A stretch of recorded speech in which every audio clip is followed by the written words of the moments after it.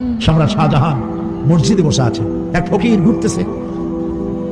লোকেরা কয় ছোটবেলা থেকেই তোমার খয়রাত করতে দেখলাম, ভিক্ষা কি জীবনেও যাবে না তোমার? লোকটি বলছে, আমি ভিক্ষা করবো স্যার, আমার উপায়টা কি? কারণ আমারও তো লোকেরা এই মুরব্বীকে বসায় না। এই লোকটি আমি ভিক্ষা করা ছাড়া করবো কি? লোকেরা তো আমার 60 টাকা 50 টাকা 100 টাকা দেয় না, 4 আনা 5 আনা 1 টাকা এই আমার দেয়, এ দিয়ে আমি বড় লোক হবো কেমন?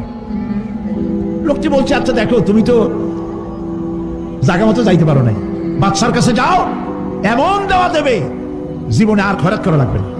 তো বাদশার কাছে কি খয়রাতি যাইতে পারে কোনোদিন? হ্যাঁ, এখন পারবা। কেমনে? সম্রাট শাহজাহান এখন একা একা মসজিদে আছেন। তখনকার এসব বাদশারা অনেকে নামাজি ছিলেন, দিনদার ছিলেন।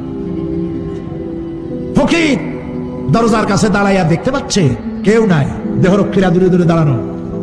বাদশাহ মসজিদের ভেতরে বসে হাত তুলে ঝুলতেছে আর কাঁদতেছে, চোখের পানি দিয়া দাঁড়িয়ে ভিজে ভিজে পড়ছে।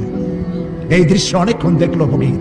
কিছুক্ষণ পর সম্রাট শাহজাহান মসজিদ থেকে বেরিয়ে আসছে। ফকির বলছে, আসসালামু আলাইকুম হুজুর। তিনি বললেন, ওয়ালাইকুম আসসালাম।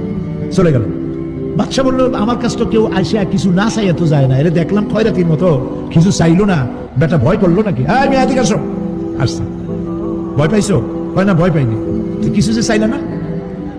ফকির বলছে, জাহাপানা, সত্যিই কিছু চাইতে আসছিলাম। তারপর চাইলে না কেন?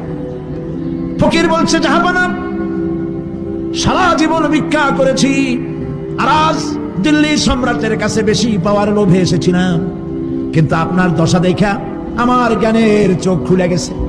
আমি লক্ষ্য করে দেখলাম, আমি সম্রাটের কাছে চাইতে এসেছি, হাত তুলি নাই, বিনয় প্রকাশ করি নাই, চোখের পানি ফেলি নাই, কিন্তু লক্ষ্য করে দেখলাম দিল্লির সম্রাট আমার চাইতেও বড় ভিক্ষুকের মতো। আবার কোন সম্রাটের কাছে হাত তুলে কান্দে? আমার জ্ঞানের চোখ খুলে গিয়েছে, আমি বুঝতে পেরেছি সম্রাট কান্দে যেই সম্রাটের কাছে, তারে ছাড়া আর কারো কাছে জীবনে চাইব না।